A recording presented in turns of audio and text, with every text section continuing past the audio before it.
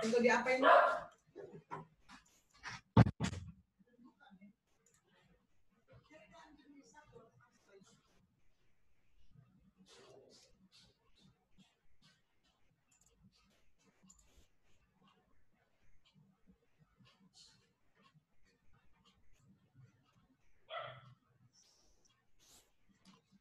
Halo. Halo, Ces.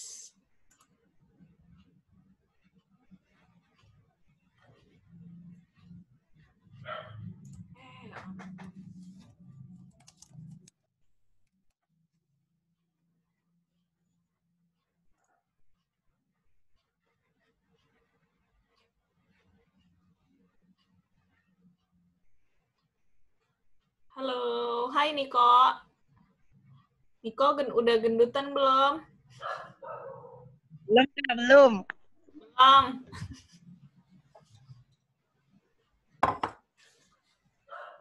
Wih, ada Melani.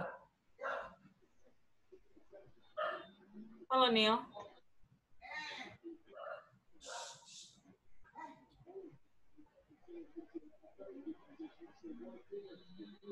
Aduh, Yananya bolak-balik ya.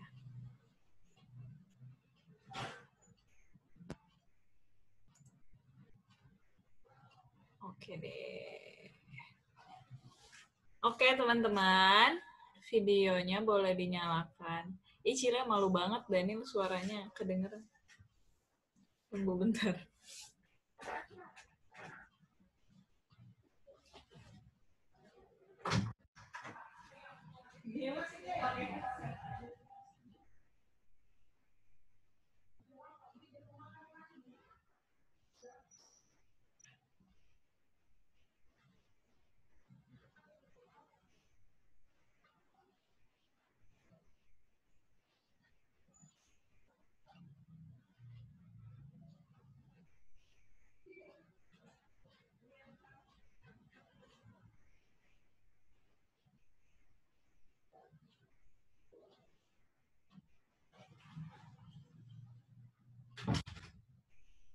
Oke.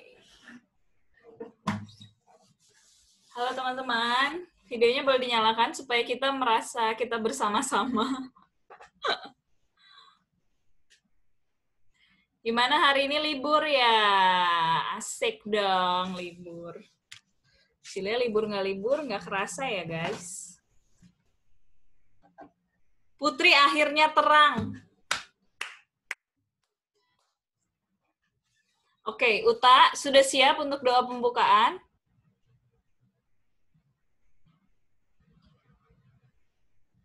Sepertinya belum siap. Kedengeran nggak, Ci? Mantap. Nggak kurang gede sih, tapi oke lah. Oke. Selamat sore semuanya, teman-teman. Coba nyalain dulu mic-nya. Hai dulu. Halo. Halo. Uta lagi mau nerima tamu ya. Ivan, Ci. Halo. Mana Ivan? Mukanya kelihatan dong. Asik nih yang baru mandi. Mantap. Oke. Nah, hari ini kita temanya Roh Kudus yang memimpin hidupku. Oke. Nah, tapi kita masih ada di dalam tema yang sama, yaitu tentang menyerahkan hidup kepada Tuhan. Nah, jadi kita masih mau nyanyi lagu ini, tapi sebelum kita mulai ibadah, hai Michael, hai Ayu, yuk minta Abang Uta pimpin kita dalam doa. Mari teman-teman kita bersatu dalam doa.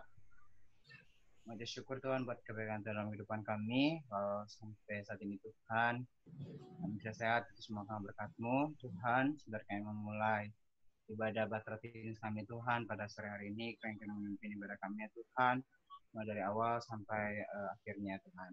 Tuhan juga memberkati Cicilia yang akan membawakan cerita firman-Mu. Biarlah apa yang diberikan kepada Cicilia bisa kami dapat mengerti dan dapat kami lakukan dalam kehidupan kami sehari-hari ya Tuhan. Terima kasih Tuhan, terima kasih. Kami akan memulaikan ibadah kami. Kiranya Tuhan Yesus yang lindungi di rumah kami masing-masing. Terima kasih Tuhan, terima kasih. Dalam nama Tuhan Yesus Kristus, haleluya, amin. Amin. Oke, kita nyanyi lagu ini ya, teman-teman udah familiar, khususnya yang baru naik kelas pra-remaja. Aduh, si Matthew belum muncul nih. Kemana Matthew ya? Semoga cepat muncul ya mereka. Oke, kita nyanyi lagu ini ya.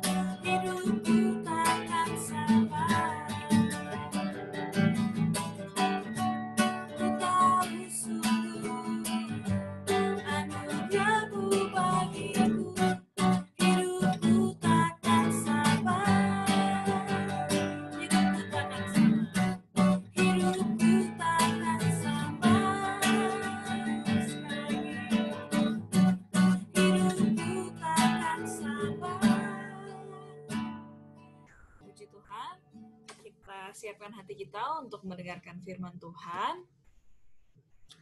Mari kita tundukkan kepala, kita bersatu dalam doa.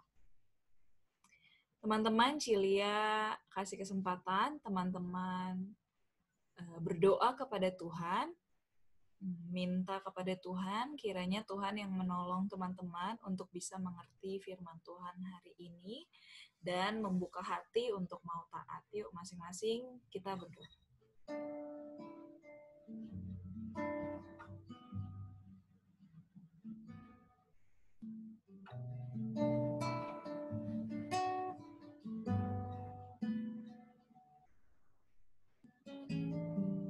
Tuhan Yesus, pada sore hari ini kami kembali datang kepadamu. Kami telah menaikkan pujian kepadamu ya Tuhan, bahwa kami tahu jika kami hidup bersama Engkau, hidup kami tidak sama lagi. Kami tidak mau Tuhan hidup di dalam dosa lagi. Dan pada saat sore hari ini kami mau belajar tentang Roh Kudus, yaitu Engkau sendiri yang ada dalam kehidupan kami ya Tuhan. Kiranya Engkau yang mengajar kami agar bisa mengerti firman Tuhan sore hari ini. Dan juga kiranya ini bisa menjadi jawaban atas setiap apa yang kami cari selama ini dalam kehidupan kami. Makasih ya Tuhan, kami siap untuk mendengarkan firman-Mu hanya dalam nama Tuhan Yesus Kristus. Kami sudah berdoa dan mengucap syukur. Haleluya. Amin. Puji Tuhan. Oke. Nah, sebentar ya. Si Ana lagi jualan.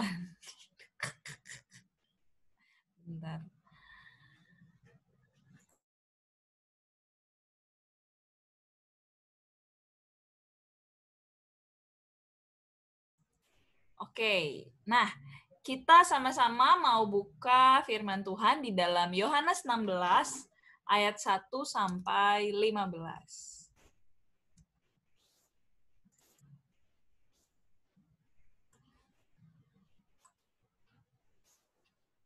Nah, Cilia mau minta satu orang atau yang bertiga-tiga deh pas-pasan nih.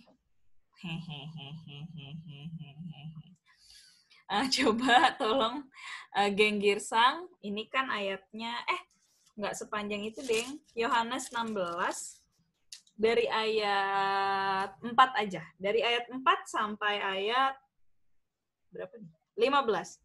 Baca berapa ayat tuh ya berarti? Ayat Yohanes 16, Ci. Ya.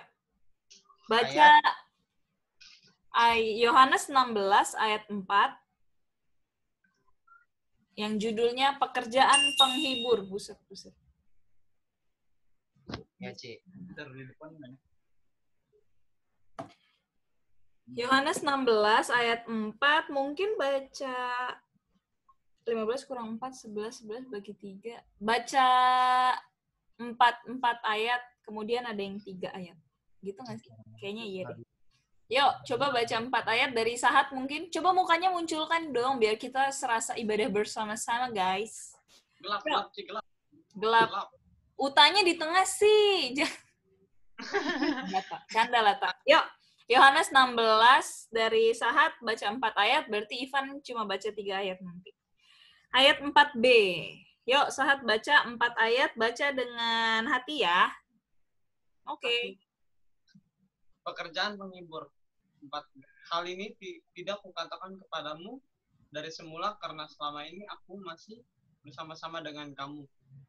Tetapi sekarang aku pergi kepada Dia yang telah mengutus aku, dan tidak seorang pun di antara kamu yang bertanya kepadaku, kemana engkau pergi? Tetapi karena aku mengatakan hal itu kepadamu, sebab itu hatimu berduka cita. Namun, benar yang kukatakan ini kepadamu adalah lebih berguna bagi kamu jika aku pergi, sebab jikalau aku tidak pergi, penghibur itu tidak akan datang kepadamu, tetapi jikalau aku pergi, aku akan mengutus Dia kepadamu. Dan kalau Ia datang, Ia akan menginsafkan dunia akan dosa, kebenaran dan penghakiman.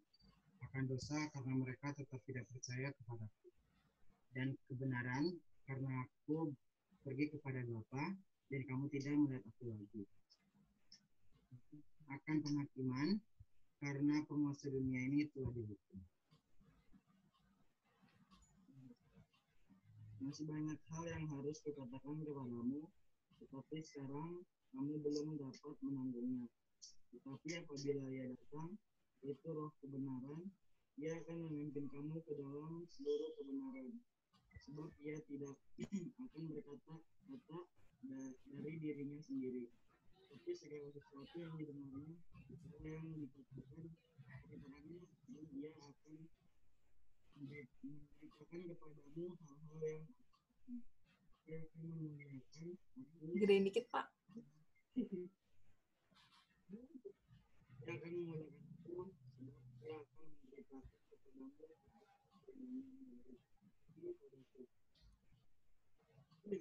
Udah ya? Oke. Nah, yang kita mau garis bawahi adalah di ayat yang tadi Abang Uta baca, ayat 8 sampai ayat yang ke-11 dan ayat 13. Cilia bacakan ulang.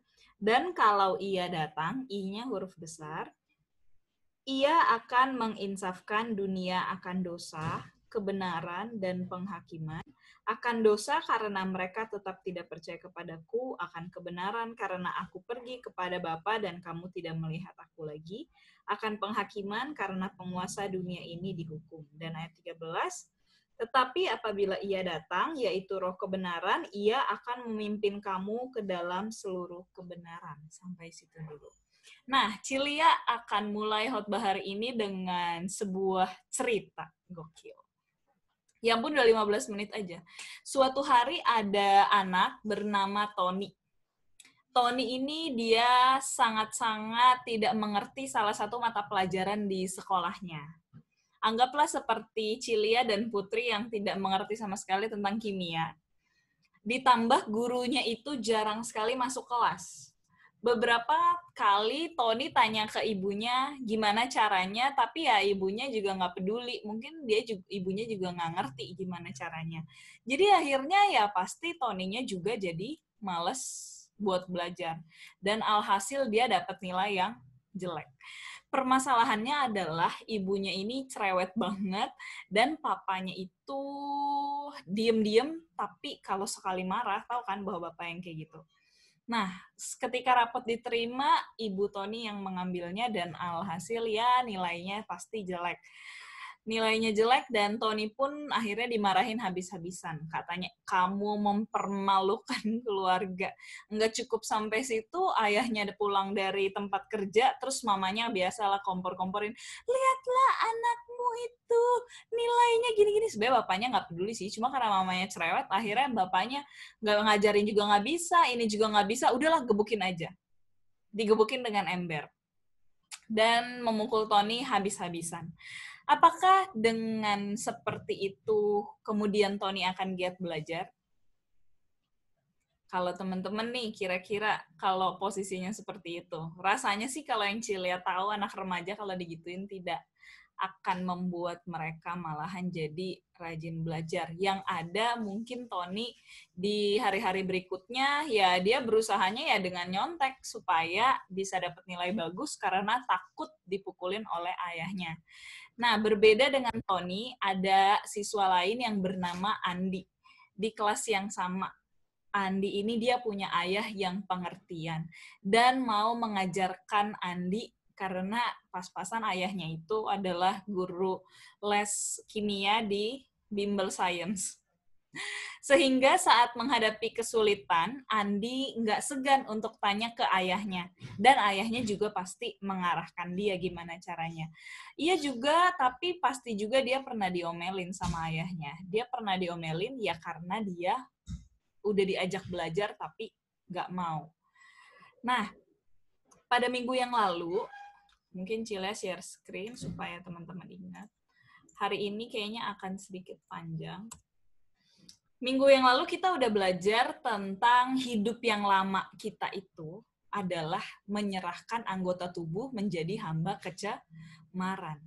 Sedangkan hidup yang baru itu menyerahkan anggota tubuh kita menjadi hamba kebenaran.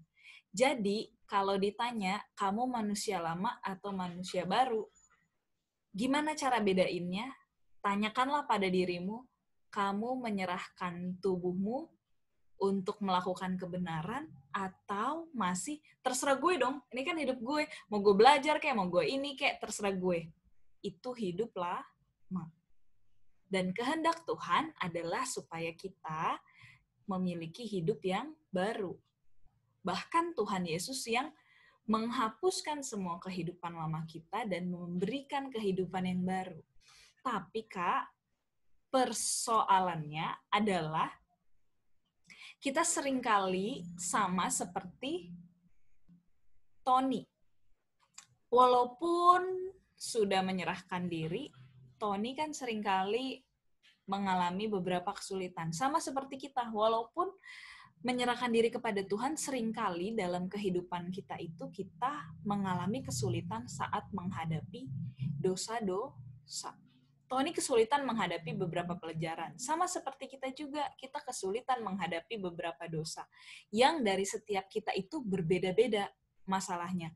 Ada yang kesulitan untuk rendah hati. Ada yang kesulitan untuk sabar. Ada yang kesulitan untuk melepas rokok. Ada yang kesulitan untuk berhenti nonton drama Korea. Ada yang kesulitan untuk berhenti melawan orang tua, dan lain sebagainya. Tapi hari ini yang kita mau pelajari, ketahuilah, kita diberikan penolong untuk menang dari itu semua, yaitu namanya Roh Kudus. Roh Kudus dikirimkan Tuhan untuk menolong kita berjalan dalam kebenaran. Nah, coba kita baca yuk. Bentar. Coba kita baca Yohanes 14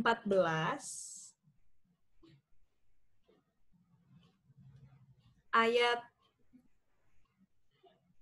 15 dan sampai 17. Coba minta tolong Daniel, bisa baca atau lagi berisik? Coba Nil.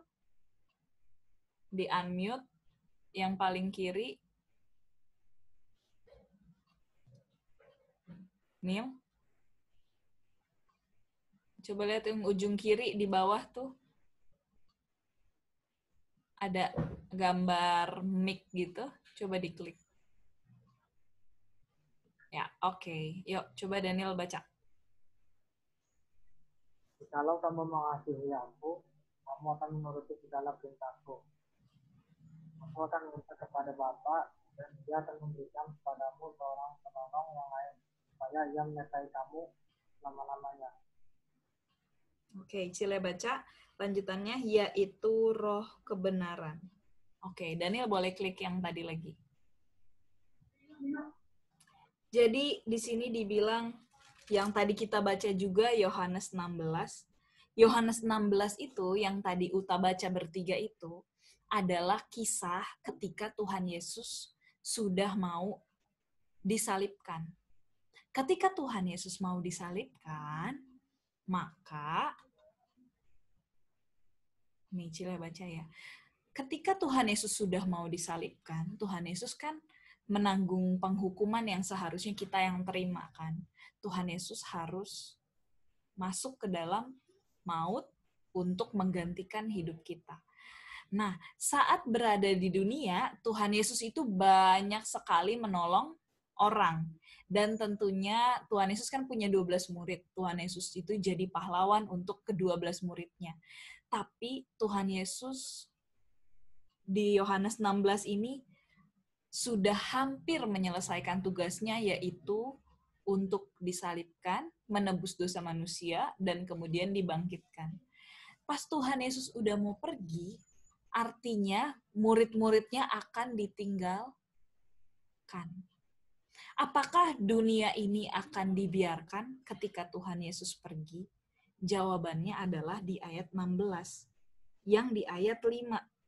Tetapi sekarang aku pergi kepada Dia yang mengutus aku. Ayat 5. Coba baca ayat 5. Tetapi sekarang aku pergi kepada Dia yang telah mengutus aku. Artinya Tuhan Yesus kembali ke surga. Tuhan Yesus bilang, sekarang sudah waktunya aku harus pulang ke surga. Terus ayat 6. Tetapi karena aku mengatakan itu, sebab itu hatimu berduka cita. Maka murid-murid jadi berduka cita karena akan ditinggalkan. Di ayat 7, namun benar yang kukatakan adalah lebih berguna bagi kamu jika aku pergi. Sebab jika aku tidak pergi, penghibur itu tidak akan datang, yaitu Roh Kudus. Jadi Tuhan Yesus bilang, lebih baik aku pergi, karena kalau aku pergi, nanti ada yang lain yang datang, yaitu Roh Kudus. Aku akan mengutus Dia kepadamu. Nah, kita mau tahu dulu nih. Di sini disebutkan Roh Kudus itu adalah penghibur. Kalau di ayatnya yang ke-14 disebutnya apa? Di pasal 14 disebutnya penolong. Itu semua sama, yaitu Roh Kudus. Roh Kudus itu sebenarnya aslinya itu, artinya itu adalah, di Alkitab itu adalah penolong. Penolong yang diutus oleh Allah. Kalau di bahasa Indonesianya, maka kita sebutnya Roh Kudus. Oke? Kenapa Roh Kudus, Kak? Roh itu adalah sesuatu yang tidak terlihat tapi memiliki kekuatan. Makanya disebut roh. Kenapa kudus? Karena Roh Kudus itu, rohnya Tuhan Yesus itu adalah kudus, suci, khusus. Tidak terpengaruh oleh yang lain, Roh Kudus. Oke? Nah, teman-teman jangan bingung, Roh Kudus itu, Kak, beda nggak sih sama Allah? Cilia gambarin sedikit ya. Teman-teman yang SMA mungkin tahu, awan itu dibilangnya dia terbangun dari apa? H2O. Benar nggak? Hujan juga dari H2O. Dan air yang ada di laut juga H2O. Apakah awan adalah hujan? Kan enggak. Tapi semuanya itu H2O. Sama juga dengan Allah kita.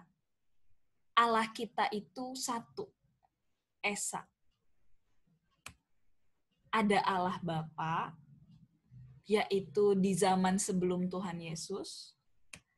Kemudian disebut anak, yaitu Tuhan Yesus itu sendiri, karena menggambarkan milik yang paling dikasihi oleh Allah, anak Allah, dan juga Roh Kudus.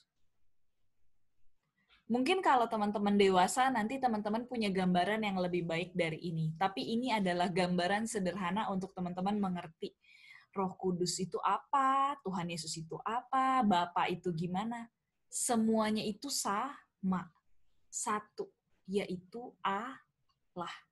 Tuhan Allah. Tapi wujudnya berbeda. Tugasnya berbeda. Seperti awan dan hujan, bentuknya berbeda, fungsinya berbeda, tapi semuanya itu H2O, sama. Nanti teman-teman yang udah lebih dewasa, nanti punya gambaran yang lebih baik dari ini. Jadi Roh Kudus itu sebenarnya adalah Allah juga. Ketika Tuhan Yesus naik, Roh Kudus diberikan kepada kita. Hari ini, ketika teman-teman percaya kepada Tuhan Yesus, ada Roh Kudus di hatimu. Kemudian, Kak, apa hubungannya Roh Kudus dan kehidupanku yang susah sekali melepaskan dosa? Coba kita baca Yohanes 16 ayat 13. Minta tolong Matthew baca Yohanes 16 ayat 13.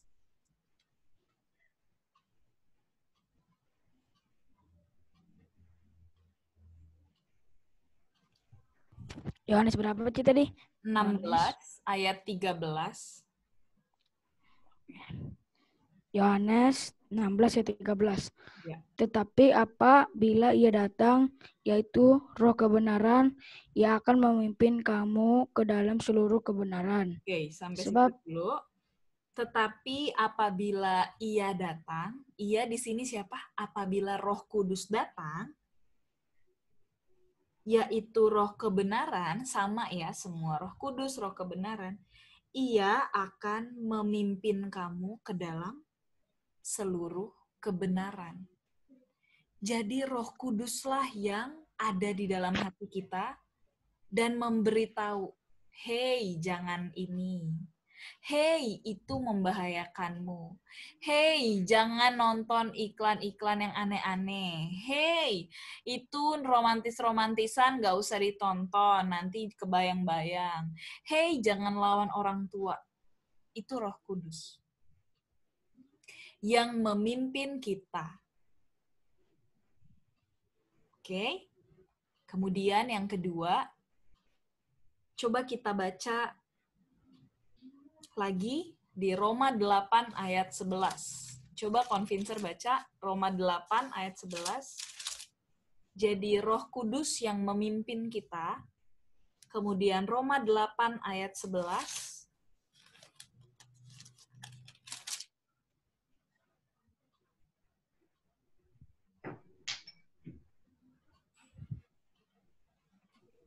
Ayat berapa, Ci? Ayat 11.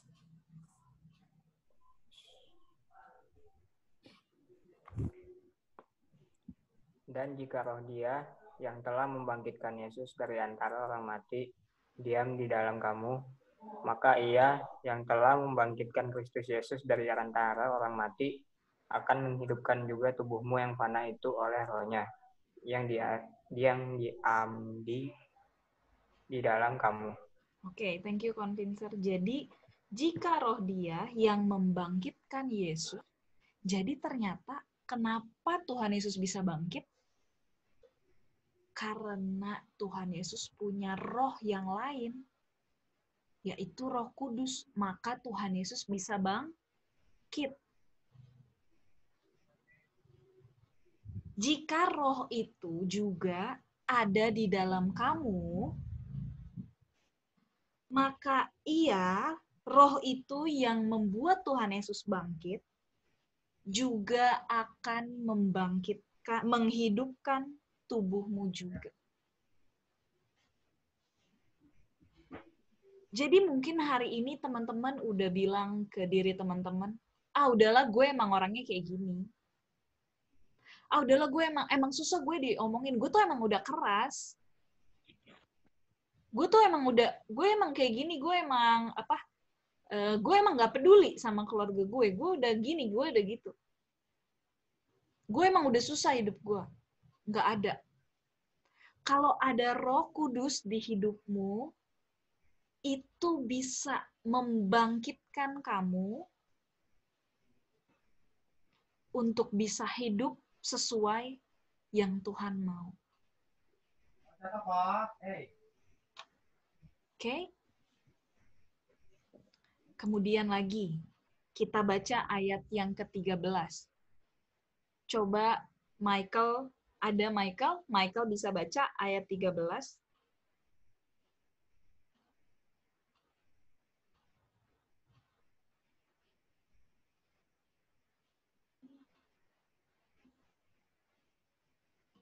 Michael ini nih, AFK nih. Moses ada? Pada pipis. Oh, ada Moses. Yuk, Moses ayat 13 coba baca deh. Roma 8 ayat 13 ya, Ci. Ya. Sebab jika kamu hidup menurut daging, kamu akan mati. Tapi jika roh kamu mematikan perbuatan-perbuatan tubuhmu, kamu akan hidup. Oke, Cile jelasin ya. Sebab jika kamu hidup menurut daging itu ngomongin tentang dosa yang ada dalam hidup kita, kamu akan mati. Kalau kita ikutin terserah gue, kita ikutin semua maunya kita, itu akan membawa kehidupan kita ke jurang kematian. Tapi jika kalau oleh tuh berarti orang yang melakukan. Tapi jika oleh roh, kamu mematikan perbuatan-perbuatan tubuhmu, kamu akan hidup. Di sini nggak dibilang, tapi jika kamu berusaha, nggak bisa. Karena kita nggak bisa berusaha sendiri, teman-teman. Yang melakukan perubahan dalam kehidupan kita itu adalah Roh Tuhan yang ada di dalam hidup kita. Maka kita nggak bisa bilang ke diri kita, mulai hari Senin gue akan berhenti berbohong. Nggak akan pernah bisa. Yang bisa kita lakukan adalah menyerahkan hidup kita kepada orang yang bisa melakukan, yaitu Roh Kudus. Sekali lagi, jika oleh roh, kamu mematikan perbuatan. Jadi teman-teman, kamu akan bisa berhenti untuk berpikir kotor. Kamu akan bisa berhenti melawan orang tua. Kamu akan bisa berhenti untuk sombong. Ketika kamu minta Roh Kudus ada dalam hatimu, dalam hidupmu. dan menaati suaranya. Maka ada lagu sekolah minggu, ku buka hatiku, Roh Kudus yang manis. Mungkin teman-teman saat di sekolah minggu dulu nggak ngerti apa yang teman-teman nyanyiin. Tapi hari ini Cilia kasih tahu, Roh Kudus yang manis, tolong aku menuruti firman Tuhan. Karena kita nggak bisa melakukan firman Tuhan. Maka kita minta pertolongan Roh Kudus.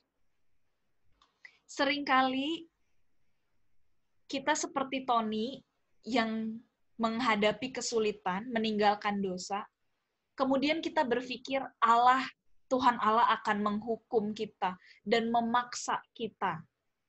Dan kita ketakutan. Jadi kita menjauh dari Tuhan. Tapi ketahuilah teman-teman, Roh Kudus itu seperti Ayah Andi yang selalu mengajak untuk berjalan bersama, menghadapi kesulitan bersama. Mungkin Roh Kudus sesekali menegur kita supaya kita mau belajar. Maka hari ini datanglah minta pertolongan Roh Kudus. Dan belajarlah untuk taat. Hari ini firman Tuhan kembali mengajak kita, maukah teman-teman menyerahkan hidup kepada Tuhan? Maukah teman-teman setiap hari berdoa, Roh Kudus, tolong aku hari ini. Kalau teman-teman percaya bahwa Tuhan Yesus adalah Tuhan satu-satunya yang menyelamatkan kehidupan kita, dan mau menyerahkan hidup dipimpin oleh Roh Kudus, meninggalkan dosa-dosa lama, dan belajar taat, berilah dirimu dibaptis. Baptisan adalah tanda penyerahan dirimu. Tapi kalau kamu masih mau hidup dalam dosa, hidup untuk diri sendiri, tidak usah gaya-gayaan dibaptis. Ketika kita dibaptis bukan artinya kita jadi orang kudus. Tapi itu tandanya, Tuhan, aku mau tinggalin. Tuhan, aku mau ikut Tuhan. Mulai hari ini doakan. Kapan kamu mau sepenuhnya menyerahkan hidupmu? Dan salah satu tandanya adalah memberi dirimu dibaptis. Cile akan tutup khotbah ini dengan satu ilustrasi.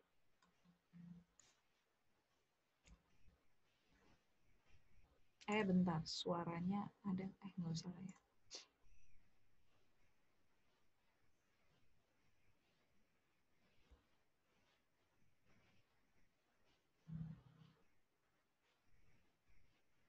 Jalan nggak sih, guys? Kayak nggak jalan. Tunggu ya.